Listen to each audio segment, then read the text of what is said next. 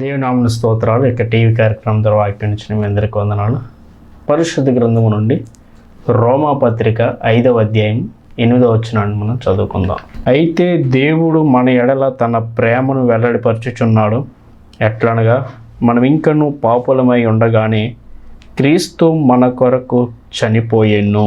ప్రియా దేవుని బిడ్డలారా, ఈనాడు యావత్ ప్రపంచమంతా కూడా శ్రమకాలంలో ఆయన యొక్క మరణాన్ని, ఆయన యొక్క పునరుత్థానాన్ని, ఆయన శ్రమలను జ్ఞాపకం చేసుకుంటూ ఉన్నారు. అయితే పరిశుద్ధ గ్రంథాన్ని మనం ధ్యానం చేస్తున్నప్పుడు అసలు యేసుక్రీస్తు ప్రభువారు ఆయన ఎందుకు ఈ లోకానికి వచ్చారు, ఎందుకు ఆయన సిలువలో తన రక్తాన్ని చిందించి ప్రాణం పెట్టారు, ఎందుకు మరలా ఆయన మరణాన్ని జయించి తిరిగి లేచారు అనేటువంటి విషయాలు మనం ఆలోచన చేస్తే ఇక్కడ చదవబడినటువంటి వాక్య భాగాన్ని మనం చూస్తున్నప్పుడు అపోస్తలుడైన పౌలు రోమా సంఘానికి రాస్తూ ఇక్కడ ఏమంటున్నాడంటే, అయితే దేవుడు మన ఎడల తన ప్రేమను వెల్లడిపరచున ఎట్లనే మనం ఇంకనూ పాపులమై ఉండగానే క్రీస్తు మన కొరకు చనిపోయెను. దేవుడు లోకాన్ని ఎంతో ప్రేమిస్తూ ఉన్నాడు. నిన్ను, నన్ను, సమస్త మానవ జాతిని కూడా ఆయన ఎంతో ప్రేమిస్తున్నాడు. యోహాను 3:3 మనం చూస్తాం, దేవుడు లోకముని ఎంతో ప్రేమించెను అని. ఆయన ఎంతగానో ప్రేమిస్తూ ఈనాడు మానవ జాతి పాపంలో ఉన్నటువంటి మనలను పాపము నుండి విడిపించడానికి, విమోచన ఇవ్వడానికి ఆయన క్రయధనముగా ఆయన భూమి మీదకి వచ్చి సిలువలో ఆయన తన రక్తాన్ని చిందించి ప్రాణం పెట్టినట్లుగా మనం చూస్తాం. ప్రపంచ చరిత్రలో యేసుక్రీస్తు ప్రభు యొక్క జీవితాన్ని మనం గమనిస్తూ ఉన్నప్పుడు ఆది నుండి నేటి వరకు కూడా ఇన్ని వేల సంవత్సరాల్లో ప్రపంచ చరిత్రలో యేసుక్రీస్తు ప్రభు వారు జన్మించినట్లుగా ఎవరూ జన్మించలేదు. ఆయన జన్మం ఒక వింతైనటువంటి ఒక ప్రత్యేకమైనది. ప్రపంచంలో ఆయన జన్మించినట్టుగా ఎవరు జన్మించలేదు. ఒకటి. ఇక రెండవది మనం ఆలోచన చేస్తున్నప్పుడు ప్రపంచ చరిత్రలో ఆది నుండి నేటి వరకు యేసుక్రీస్తు ప్రభు వారు జీవించినట్టు, ఆయన బ్రతికినట్టు నీతిగా యథార్థంగా ఎవరు బ్రతకలేదు పరిశుద్ధంగా. ఇక మూడవది మనం చూస్తున్నప్పుడు ప్రపంచ చరిత్రలో యేసుక్రీస్తు ప్రభువారు మనం మరణించినట్టు, ప్రపంచ చరిత్రలో ఎవరు కూడా యేసుక్రీస్తు ప్రభువారిలా సమస్త మానవాళి కోసం కానీ, పాప క్షమాపణ నిమిత్తం కానీ, విమోచన క్రయధనంగా కానీ ఎవరు కూడా శిలువలో రక్తాన్ని చిందించి ప్రాణం పెట్టిందే లేదు. అలాగనే ప్రపంచ చరిత్రలో యేసుక్రీస్తు ప్రభువారి వలె మరణాన్ని జయించి మృత్యుంజయుడిగా సమాధిని గెలిచి తిరిగి లేచినటువంటి వారు కూడా ఎవరు లేరు అని చెప్పడంలో సందేహం లేదు. ఇలాంటి గొప్ప దేవాతి దేవుడు, మన ప్రభులకు ప్రభు, రాజులకు రాజు అయినటువంటి ఈయన అసలు ఎందుకు ఆయన శిలువలో తన రక్తాన్ని చిందించి ప్రాణం పెట్టాడనేటువంటి విషయాలు మనం గమనిస్తున్నప్పుడు పరిశుద్ధ గ్రంథంలో అనేకమైనటువంటి విషయాలు మనకు అర్థమవుతూ ఉంటాయి. మనం చూసాం కదా, ఇక్కడ రోమీలకు రాసిన పత్రికలో మనం చూసాం 5వ అధ్యాయం 8వ వచనంలో, దేవుడు మన ఎడల తన ప్రేమను వెల్లడిపరుచున్నాడు.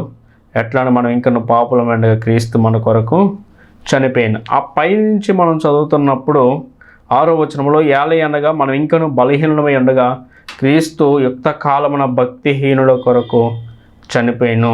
నీతిమంతుల కొరకు సైతం ఒకడు చనిపోవుట అరుదు. అసలు పాపుల కోసం ఎవరైనా చనిపోతారా? ఒక చెడ్డవాని కోసం ఎవరైనా ప్రాణం పెడతారా? ఎవరు ప్రాణం పెట్టరు. ఇక్కడ బైబిల్ ఏం చెప్తుందంటే నీతిమంతుని కొరకు సైతము ప్రాణం పెట్టటే అరుదు. ఒక మంచివాడి, ఒక మంచి వ్యక్తి కోసమే ఎవరు ప్రాణం పెట్టరు. చెడ్డ వ్యక్తి కోసం పక్కన పెట్టేయండి. ఒక మంచి వ్యక్తి కోసం, నీతిగా యథార్థంగా బ్రతుకుతున్నటువంటి వ్యక్తి కోసం, సమాజానికి మంచి మేలు చేసేటటువంటి వ్యక్తి కోసం, ఒక గొప్ప వ్యక్తి కోసం ఎవరైనా ప్రాణం పెడతారంటే అది అరుదు.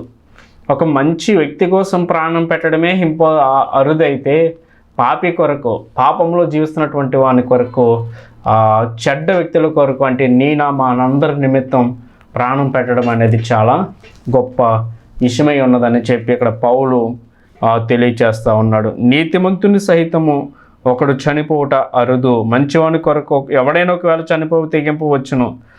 అయితే దేవుడు మన ఎడల తన ప్రేమను వెల్లడిపరచును. ఎట్లనగా మనం ఇంకను పాపులమైనగా కానీ క్రీస్తు మన కొరకు చనిపోయింది. కాబట్టి ఆయన రక్తము వలన ఇప్పుడు నీతిమంతులముగా తీర్చబడి మరింత నిత్యముగా ఆయన ద్వారా ఉగ్రత నుండి రక్షింపబడుదుము. చాలా క్లియర్గా దేవుని యొక్క వాక్యం సెలవిస్తూ ఉంది. బాగా అర్థం చేసుకోవాలి దేవుని యొక్క వాక్యాన్ని. నీతిమంతుని కొరకు ఎవరు ప్రాణం పెట్టరు. అలాంటిది పాపిష్టి లోకంలో ఉన్నటువంటి మనందరి కోసం కూడా ఆయన రక్తం చిందించి ప్రాణం పెట్టి మనకంట విమోచనను ఇచ్చాడు. విమోచనను ఇంగ్లీష్లో రెడ్సమ్ అంటారు, అంటే విడుదల, పాపము నుండి విడుదల, పాపపు సంఖ్యల నుండి మనకు ఆయన రక్తము ద్వారా విడుదల ఇచ్చినట్లుగా మనం చూస్తాం. అయితే మీరు ఒక చరిత్రను అబ్జర్వ్ చేస్తున్నప్పుడు క్రీస్తు పూర్వం పాత నిబంధన కాలంలో ఆనాడు ఇశ్రాయేలు ప్రజలు తమ పాపముల నిమిత్తం ఏటేటా యెరూషలేము దేవాలయానికి వెళ్ళి ప్రత్యక్ష గుడారంలోనికి వెళ్ళి వాళ్ళు ఏం చేసేవారంటే 2 జంతువులను తీసుకువెళ్ళి, ఒక జంతువును వాళ్ళు సెలెక్ట్ చేసుకుని దాన్ని బలిచ్చి దాన్ని రక్తాన్ని తీసుకువెళ్ళి ప్రత్యక్ష గుడారంలో అతి పరిశుద్ధ స్థలం ఉన్నటువంటి మందసం మీద ప్రోక్షిస్తూ ఉండేవారు. అలా వాళ్ళు చేయటం ద్వారా తమ పాపాలన్నీ కూడా తొలగించబడతాయని, వాళ్ళ పాపములను విమోచింపబడతారని ఒక నమ్మకంగా ఉండేది. అయితే ఈ యొక్క మందసం అనేది అతి పరిశుద్ధ స్థలంలో ఉంటుంది. దీన్ని లేవీలు మాత్రమే మోయాలి. ఈ మందసానికి చాలా ప్రత్యేకతలు ఉంటాయి. మనం లేవ్యకాండంలోను సంఖ్యాకాండంలోను చూస్తున్నప్పుడు ఆ యొక్క మందసాన్ని గురించి మనం చూస్తాం. ఈ మందసంలో ప్రాముఖ్యంగా 3 వస్తువులు ఉంటాయి. ఒకటి అహరోను చిగిరించినటువంటి కర్ర, మోషే 10 ఆజ్ఞల పలకలు, అలాగే మన్నగల పాత్ర అనేది ఈ మందసములో ఉంటుంది. ఈ యొక్క మందసము మీద ఏటేటా రక్తాన్ని తీసుకెళ్ళి ప్రోక్షిస్తూ ఉంటారు. ఇలా సంవత్సరము తాము చేసిన పాపాల నిమిత్తం క్షమాపణ కోసం అలా చేస్తూ ఉంటారు. అయితే ప్రియులారా గమనించండి, కొంతకాలం తర్వాత ఏమైందంటే రాను శత్రువులు ఇశ్రాయేలు ప్రజల్ని తరిమినప్పుడు వాళ్ళు ఆ మందసాన్ని తీసుకువెళ్ళిపోయి ఆ ప్రాంతాలను విడిచిపెట్టి చల్లాచెదురైపోయినప్పుడు ఆ యొక్క మందసాన్ని తీసుకువెళ్ళి ఎక్కడో ఒక కొండ గుహలో దాచిపెట్టేశారు. అది చాలా సంవత్సరాలు కూడా తెలియచేయబడలేదు. యేసుక్రీస్తు ప్రభు ఆయన జన్మకు ముందే ఎప్పుడో జరిగినటువంటి సంఘటన. అయితే అది తదుపరి కాలక్రమేణా అది ఈ మధ్య కాలంలో బయటకు వచ్చినట్లుగా మనం చూస్తాం. అయితే వాళ్ళు ఎక్కడ దీనిని దాచిపెట్టారంటే ఆ యొక్క మొరియా పర్వతాల కింద మరి కొండ గుహలో వాళ్ళు దానిని దాచిపెట్టేసి వెళ్ళిపోయినట్లుగా అది ఈ మధ్య కాలంలో బయటపడింది. అయితే యేసుక్రీస్తు ప్రభువారు సమస్త మానవాళి కోసం శిలువలో తన రక్తాన్ని చిందించినప్పుడు ఆయన కపాలమనబడినటువంటి స్థలంలో గొల్గోతా అనేటువంటి పర్వతం మీద ఆయన శిలువలో ఆయన వేసినప్పుడు అక్కడే మనం చూస్తూ ఉంటాం. అయితే ఈ మొరియా పర్వతము గొల్గోతా పర్వతం కూడా అదే మోషే కాలంలో, అంటే అబ్రహాము కాలంలో ప్రియులారా గమనించండి, అబ్రహాము తన కుమారుణ్ణి బలివ్వడానికి వెళ్ళినటువంటి మొరియా పర్వతం మీదనే యేసుక్రీస్తు ప్రభువారు కూడా ఆ శిలువ వేశారు. అంటే మొరియా పర్వతమే ఈ గొల్గోతా పర్వతం. ఇన్ని వేల సంవత్సరాలు దాని యొక్క పేరు అనేటువంటిది మారిపోయింది. ఎలా మారిపోయింది అంటే చెన్నై మద్రాసు అయినట్టు, ముంబై అయినట్టు, ఇలా కాలక్రమేణా ఆ కొండకి ఆ ప్రాంతానికి పేరు అనేది మారిపోయింది. మొరియా పర్వతము గొల్గోతా పర్వతం ఒకటే.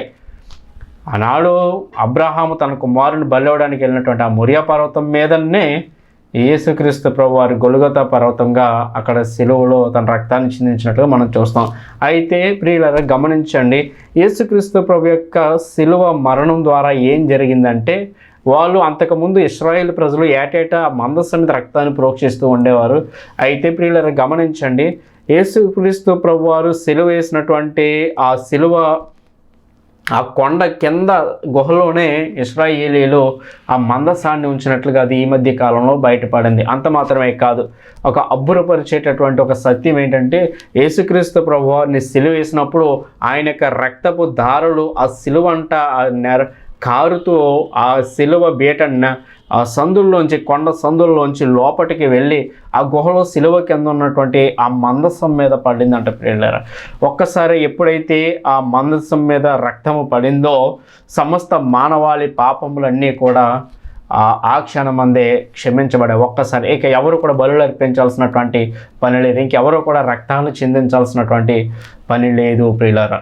కాబట్టి ఈ వాక్యాలు, ఇది వాక్యము 100% సత్యమై ఉన్నదని అనేక శాస్త్రీయ రుజువులు మనం చూస్తూ ఉంటాం చరిత్రలో. ప్రియులారా గమనించండి, మనం చూస్తున్నప్పుడు ఇక్కడ మార్కు సువార్త 10వ అధ్యాయం 45వ వచనంలో మనం చూస్తున్నప్పుడు, మార్కు సువార్త 10వ అధ్యాయం 45వ వచనాన్ని మనం చదువుతున్నప్పుడు, మనుష్య కుమారుడు పరిచారం చేయించుకున్నట్టుకు రాలేదు కానీ పరిచారము చేయుటకును అనేకులకు ప్రతిగా విమోచన క్రయధనముగా తన ప్రాణము ఇచ్చుటకు వచ్చిన నేను. మనుష్య కుమారుడు పరిచారం చేయించుకోవడానికి రాలేదు కానీ ఆయన పరిచారము చేయడానికి వచ్చాడు.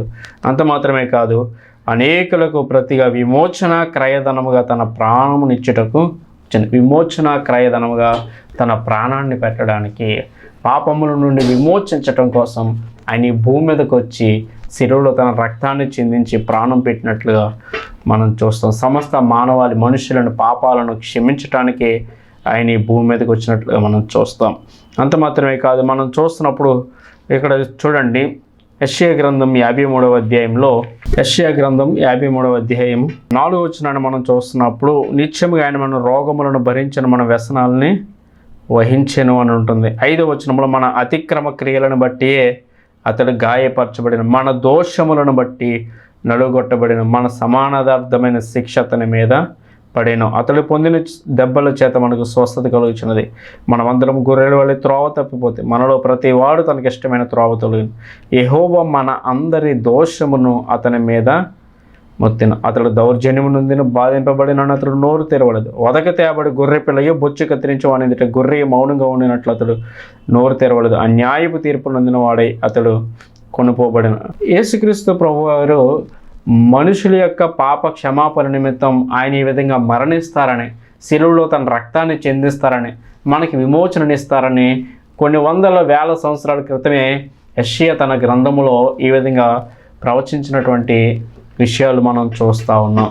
యేసుక్రీస్తు ప్రభువారు ఆయన జన్మలో పాపం అనేది లేదు. ఆయన పరిశుద్ధుడు అనే దేవుని యొక్క వాక్యం సెలవిస్తాం. నేను పరిశుద్ధులని ఉన్న ప్రకారం సమస్త ప్రవర్తన ఎందు మీరు పరిశుద్ధులై ఉండమని చెప్పి యేసుక్రీస్తు ప్రభువారు చెప్పినట్టుగా మనం చూస్తాం. అయితే ఆయన పరిశుద్ధులని చెప్పుకున్నందుకు ఆయన పరిశుద్ధుడా అంటే కాదు, ఆయన పరిశుద్ధుడు కాబట్టి చెప్పుకున్నారు. అంత మాత్రమే కాదు, యేసుక్రీస్తు ప్రభువారు పరిశుద్ధుడు, ఆయన పాపి కాదు, ఆయనలో ఏ పాపం లేదని పరిశుద్ధ గ్రంథంలో కొంతమంది ప్రముఖులు ఆయన గురించి సాక్ష్యం ఇచ్చినట్లుగా మనం చూస్తాం. మనం చూస్తున్నప్పుడు కొరింథీయులకు రాసినటువంటి 2వ పత్రిక 5వ అధ్యాయం 21వ వచనాన్ని మనం చూస్తున్నప్పుడు, అపోస్తలుడైన పౌలు చెప్తా ఉన్నాడు ఆయన పరిశుద్ధత గురించి ఆయన ఇస్తున్నటువంటి సాక్ష్యం. ఎందుకనగా మనం ఆయన యందు దేవుని నీతి ఎగనట్లు పాపము ఎరుగని ఆయనను మన కోసము పాపముగా చేసెను. యేసుక్రీస్తు ప్రభువారి గురించి అపోస్తలుడైనటువంటి పౌలు సాక్ష్యం ఇస్తూ ఉన్నాడు. ఏమనంటే, మనము ఆయన యందు దేవుని నీతి ఎగునట్లు పాపముని ఎరుగని ఆయనను మన కోసము పాపముగా చేసాను. శిక్ష అనేది తప్పు చేసిన వాడికే పడుతుంది, నేరం చేసిన వాళ్ళనే శిక్షిస్తారు. అలాంటి కానీ పాపము చేయనటువంటి ఒక ఆయనకి శిక్ష పడిందంటే ఎందుకు అంటే, ప్రియులారా మన కోసము అంటున్నాడు పౌలు. అంటే ఇక్కడ మనం ఏమనుకోవాలంటే నా కోసం, నా నిమిత్తం అనుకోవాలి. పౌలు చక్కని సాక్ష్యాన్ని ఇస్తూ ఉన్నాడు. మనం ఎందుకనగా మనం ఆయన యందు దేవుని నీతి ఎగునట్లు పాపం ఎరుగని ఆయనను మన కోసము పాపముగా చేసినని పౌలు సాక్ష్యం ఇస్తూ ఉన్నాడు. అలాగనే పేతురు మొదటి పత్రిక 2వ అధ్యాయము 22వ వచనంలో మనం చూస్తున్నప్పుడు, పేతురు మొదటి పత్రిక 2వ అధ్యాయం 22వ వచనంలో పేతురు సాక్ష్యం ఇస్తూ ఉన్నాడు. చూడండి ఏమని అంటున్నాడంటే, ఆయన పాపము చేయలేదు, ఆయన నోట ఏ కపటమును కనబడలేదు. పేతురు చెప్తున్నాడు యేసుక్రీస్తు ప్రభు గురించి. తన యొక్క గ్రంథంలో చెప్తున్నటువంటి మాట ఏమంటున్నాడంటే, ఆయన ఏ పాపము కూడా చేయలేదు, ఆయన నోట ఏ కపటము కనబడలేదు, ఆయన దూషింపబడి బదులు దూషింపడం లేదు, ఆయన శ్రమ పట్టబడి బెదిరింపక న్యాయంగా తీర్పు తీర్చి దేవునికి తన్ను తాను అప్పగించుకున్నాను. మనము పాపం విషయమే చనిపోయి నీతి విషయమే జీవించినట్లు ఆయన తానే తన శరీరమందు మన పాపములను మ్రాను మీద మోసుకొనను. ఆయన పొందిన దెబ్బల చేత మీరు స్వస్థత నొందితిరి. పేతురు చక్కని సాక్ష్యాన్ని ఇస్తున్నాడు.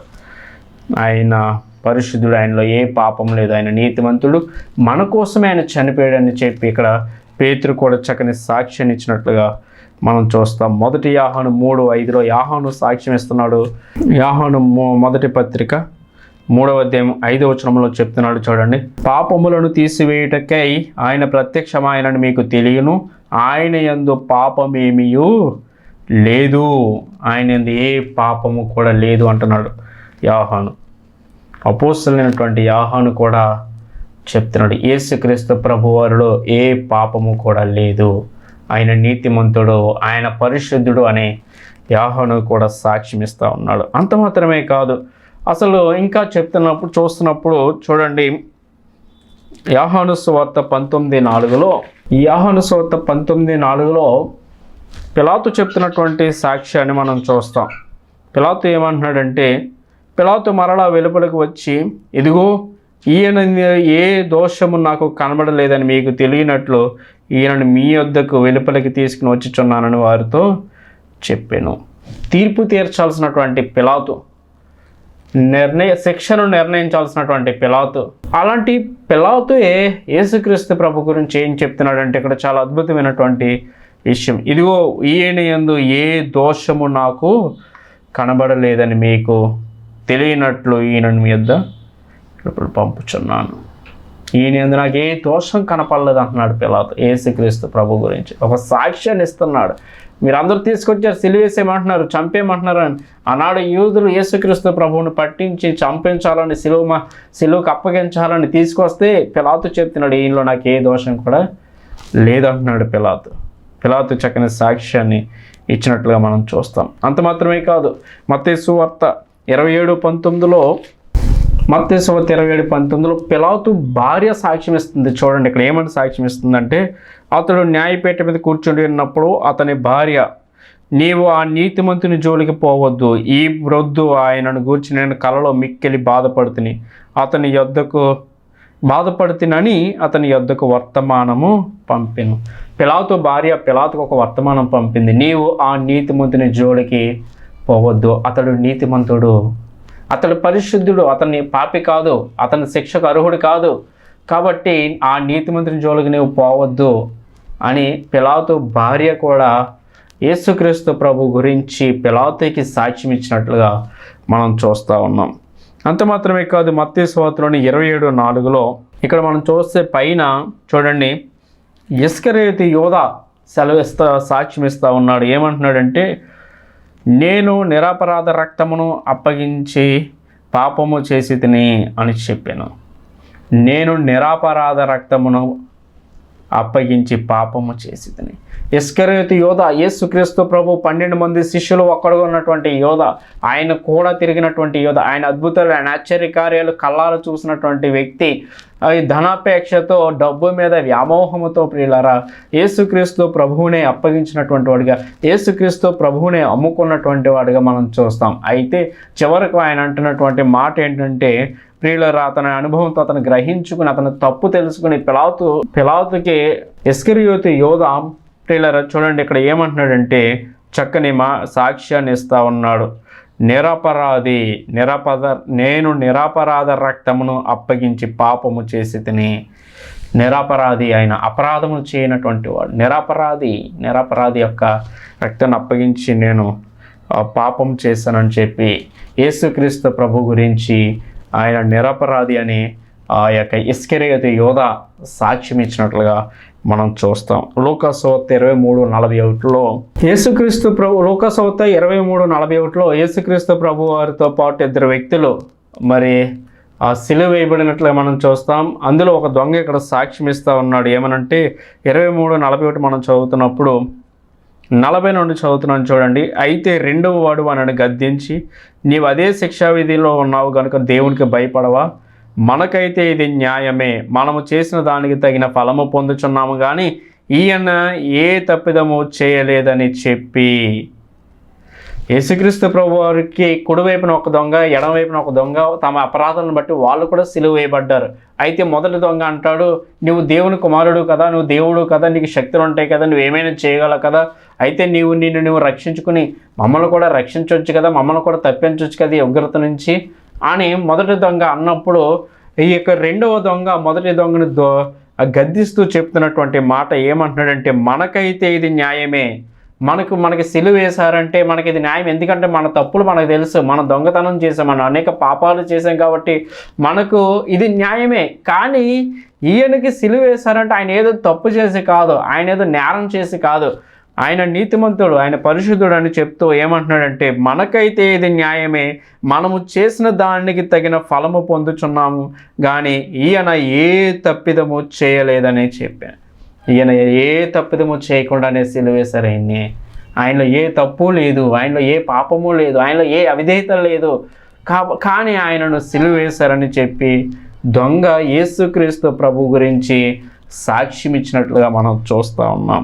అంత మాత్రమే కాదు, 23-40 ఏళ్ళ కింద చూస్తున్నప్పుడు ఇక్కడ శతాధిపతి జరిగినది చూసి ఈ మనుషుడు నిజంగా నీతిమంతుడై ఉండేనని చెప్పి దేవునిని మహిమపరిచాను. ఒక శతాధిపతి కూడా యేసుక్రీస్తు ప్రభు గురించి సాక్ష్యం ఇస్తున్నట్లుగా మనం చూస్తూ ఉన్నాం. శతాధిపతి, రోమా శతాధిపతి ఈయన ఏమంటున్నాడంటే, ఈ మనుషుడు నిజంగా నీతిమంతుడై ఉండేనని చెప్పి దేవునిని మహిమపరిచాను.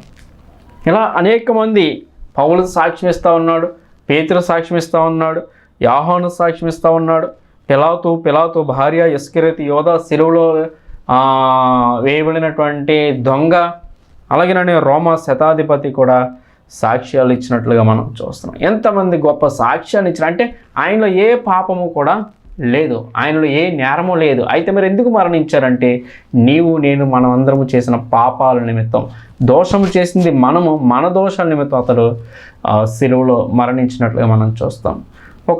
ఒక స్కూల్లో, ఒక చిన్న స్కూల్లో కొంతమంది స్టూడెంట్స్ వారు మధ్యాహ్నం లంచ్ తీసుకుని వెళ్తూ ఉన్నారు. అయితే గమనించండి, ఒక పూర్ స్టూడెంట్, ఒక పేద విద్యార్థి ఉన్నాడు. అతడు ఎంత పేదరికంలో ఉన్నాడంటే, తినడానికి ఆహారం కూడా లేనటువంటి ఒక కటిక పేదరికంలో జీవిస్తున్నటువంటి ఒక వ్యక్తి స్కూల్కి వెళ్తా ఉన్నాడు. ఒకరోజు లంచ్ బాక్స్ తీసుకెళ్ళలేదు. అసలు ఇంకా వాస్తవం చెప్పాలంటే, ఆ రోజు పగలు కూడా ఏమీ తిన్నది లేదు, రాత్రి కూడా ఏమీ తిన్నది లేదు.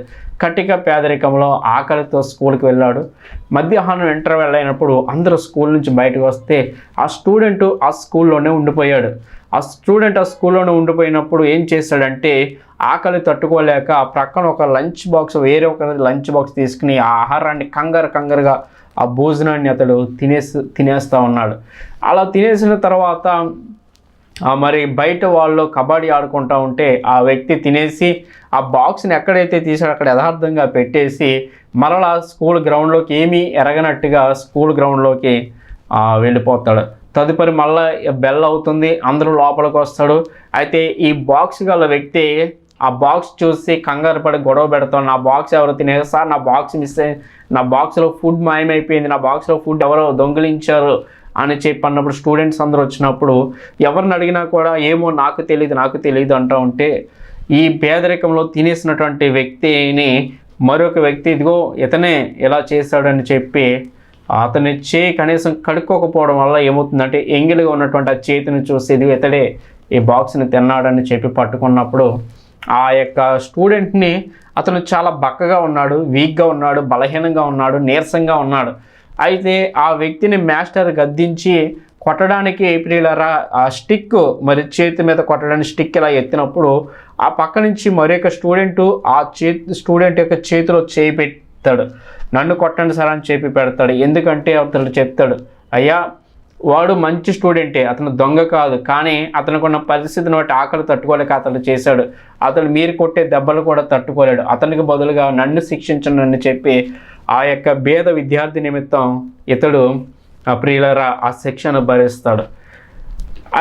ఇక్కడ మనం చూసినప్పుడు అలాగనే మనం మన పాపం బట్టి మనకు శిక్ష అనేది వేస్తే అది మనం భరించలేం, ఆ శిక్షను మనం సహించుకోలేం, ఆ శిక్షను మనం ఓర్చుకోలేం అని యేసుక్రీస్తు ప్రభువారి మనం మీద పడాల్సినటువంటి ఆ శిక్షను ఆయన శిలువలో తన రక్తాన్ని చిందించి తన ప్రాణం పెట్టినట్లుగా మనం చూస్తాం. ఈ శిలువను, ఈ యొక్క సత్య సువార్తను మనం నమ్మి విశ్వసిస్తేనే ప్రియులారా దేవునిలో మనకి ఆనందం అనేది ఉంటుందనేటువంటి విషయాన్ని మనం గమనించాలి. ఆయన పరిశుద్ధుడని దేవుని యొక్క వాక్యము సెలవిస్తూ ఇక్కడ మనం చూసినప్పుడు హెబ్రీ పత్రిక 7వ అధ్యాయం 26వ వచనములో చూసినప్పుడు ఆయన పరిశుద్ధుడును, నిర్దోషియు, నిష్కలంకుడును, పాపులలో చేరక ప్రత్యేకంగా ఉన్నవాడును, ఆకాశ మండలం కంటే మిక్కిలి హెచ్చైన వాడనైన ఇట్టి ప్రధాన యాజకుడు మనకు సరిపోయిన వాడు. హెబ్రీ గ్రంథకర్త రాస్తూ చెప్తున్నాడు. యేసుక్రీస్తు ప్రభు యొక్క గుణలక్షణాలు, ఆయన ఔన్నత్యాన్ని తెలియజేస్తున్నాడు. ఆయన పవిత్రుడు, నిర్దోషి, నిష్కలంకుడు, పాపుల్లో చెరగ ప్రత్యేకంగా ఉన్నవాడు. అలాంటి వ్యక్తి మన కోసం సిలువలో తన రక్తాన్ని చిందించి అత్యంత భయంకరంగా ఆయన చనిపోయాడు. ప్రపంచంలో ఎంత భయంకర ఒక వ్యక్తిని ఉరితీస్తే బహుశా ఒక 2 నిమిషాలు కొట్టుమిట్లాడి చనిపోతాడు. ఒక వ్యక్తి ఏదైనా పాయిజన్ త్రాగినప్పుడు ఒక 5 నిమిషాలు మహా అయితే ఒక పావు గంట కొట్టుమిట్లాడి చనిపోతాడు. ఒక వ్యక్తిని మనము కత్తితో పొడిసిన కొద్దిసేపటి చనిపోతారు. కానీ యేసుక్రీస్తు ప్రభువారు సుమారు 6 గంటల కాల వ్యవధి ప్రియులరా అనేక దెబ్బలు తింటూ గాయాలతో మొండ్ల కిరీటము ప్రక్కన బల్లెపు పోటు ప్రియులరా ఎంత భయంకరమైనటువంటి దుర్భరమైనటువంటి మరణం అంటే ఎంత బాధ ఎంత వేదన అంటే ప్రియులరా ప్రపంచంలో అంత భయంకరమైనటువంటి శిక్ష అనుభవించినటువంటి వారు ఇంకెవరు ఉండుండరు లేరు అసలు.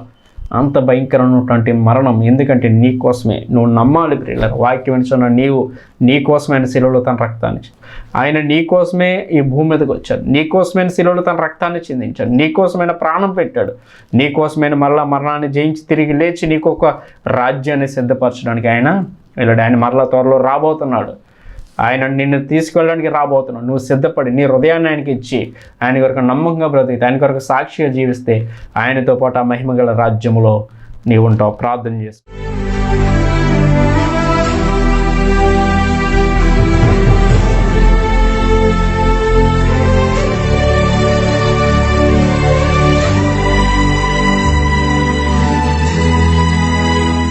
మహాపరిశుద్ధుడు ప్రేమగల మా తండ్రి దేవా, నీ పరిశుద్ధ నామమును బట్టి మీకు స్తోత్రాలు దేవా. మేము చేసిన పాపముల నిమిత్తం మాకు విమోచన క్రయధనంగా ఈ లోకానికి వచ్చి శిలువలో రక్తాన్ని చిందించి అత్యంత భయంకరంగా నీ ప్రాణం పెట్టావు నాయన. నీవు చేసిన గొప్ప త్యాగం, నీ ప్రేమకు ఏమిచ్చి రుణం తీర్చుకున్నావు దేవా. ఎవరు చూపినటువంటి గొప్ప ప్రేమ, అందుని బట్టి మీకు వందనాలు ప్రభువా. నాయన వాక్యం నీ ప్రియబిడ్డలందరినీ మీరు జ్ఞాపకం చేసుకునండి దేవ. పరిశుద్ధ యథార్థత నీతి నాకు దయచేయండి. ఇంకా రక్షణ లేని వారికి రక్షణ దయచేయండి. మారు మనసు లేని వారికి మారు మనసు దయచేయండి. రక్షించబడి మారు మనసు పొందిన ప్రతి ఒక్కరికి విశ్వాస జీవితంలో అక్కడ ఆత్మీయ జీవితంలో ఎదుగుదల, పరిశుద్ధత, యథార్థత, నీతి దయచేయండి ప్రభా. నీ రాకడ ఎత్తబడే గుంపులో ఉండే భాగ్యం దయచేయండి. నీ ప్రియబిడ్డలు ప్రతి ఒక్కరిని జ్ఞాపకం చేసుకొని వారి జీవితంలో నెమ్మది దయచేయండి, సమాధానం దయచేయండి. నీ కృపలో కాపాడి నడిపించమని నజరేయుడైన యేసు సర్వశక్తి గల నామమును అడిగి వేడుకొనుచున్నాను మా పరమ తండ్రి. ఆమేన్ ఆమేన్. అందరికి వందనాలు. Thank you all. God bless you all.